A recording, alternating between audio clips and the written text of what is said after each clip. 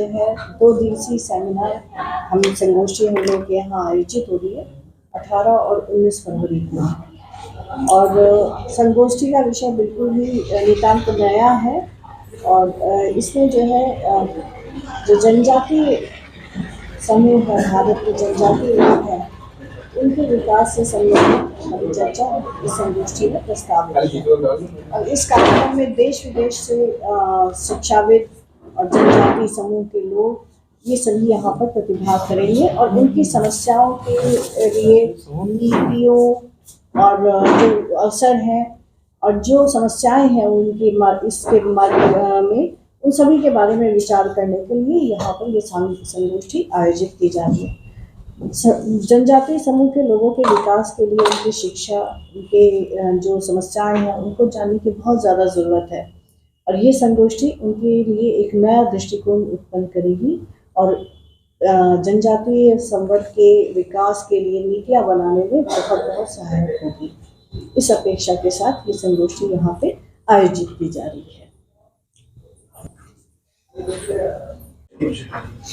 Ma'am, आपका 2 दिवसीय कार्यक्रम होना है जिसमें आज आप प्रेस वार्ता कर रहे हैं, क्या कार्यक्रम है, पूरी जानकारी देंगे। हमारे कॉलेज आचार्य टीचर्स ट्रेनिंग पीजी कॉलेज में जनजातीय सशक्तिकरण हेतु एक नवीन दृष्टिकोण के विकास के लिए ये संगोष्ठी आयोजित की जा रही है, जिसका शीर्षक है new vision for tribal empowerment, strategies, opportunities and challenges, जिससे बिल्कुल स्पष्ट होता है कि जनजातीय सशक्तिकरण के लिए जो नवीन दृष्टिकोण का विकास होना है उससे संबंधित जो नीतियाँ बन रही हैं या बनाई जानी है तथा उसके लिए जो अवसर प्राप्त हो रहा है या अवसर सृजित किए जाने हैं तथा उसके समक्ष जो चुनौतियाँ उत्पन्न होंगी उसके बारे में पूर्व विचार करने के लिए ये संगोष्ठी आयोजित की जा रही है। बहुत समय से देखा जा रहा है कि हमारे भारत में जनजाति जो वर्ग है, जो भारत की जो है 8.6% जनसंख्या का निर्माण करते हैं, उनके जो योगदान जो कृषि संबंधी या जो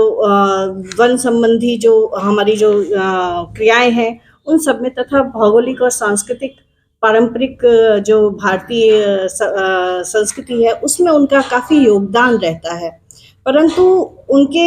विकास में जो हमारा जो योगदान है वो काफ़ी कम दिखाई पड़ता है। वहाँ पे अभी भी हम जनजातीय वर्गों में पाते हैं कि शिक्षा का काफ़ी अभाव है, काफ़ी गरीबी पाई जाती है।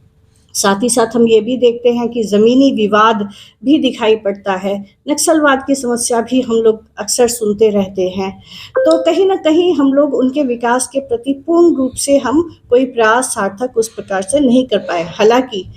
2% जो आरक्षण भारतीय संविधान में उल्लेखित है वो उनके विकास के लिए ही किया गया था, पर आज के समय में देखा जा रहा है कि ये पर्याप्त नहीं है। तो पुनः एक नवीन दृष्टि के विकास को ध्यान में रखते हुए ये संगोष्ठी आयोजित की जा रही है।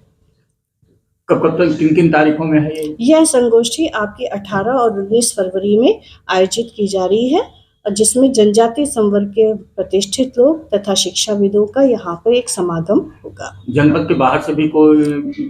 राष्ट्रीय स्तर से सभी हमने विद्वान यहाँ पर आमंत्रित किए हैं और सभी यहाँ पे आ भी रहे हैं, तो हमें एक सफल संगोष्ठी के आयोजन की आशा है और विभिन्न राज्यों से यहाँ पर लोग प्रतिभाग करेंगे। राष्ट्रीय स्तर की संगोष्ठी जो ICSSR नई दिल्ली द्वारा हमको प्राप्त हुई है,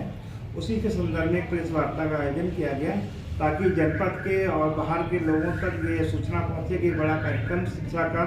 हमारे बीच आयोजित हो रहा है। इस संगोष्ठी का मुख्य विषय जनजातीय सशक्तिकरण है।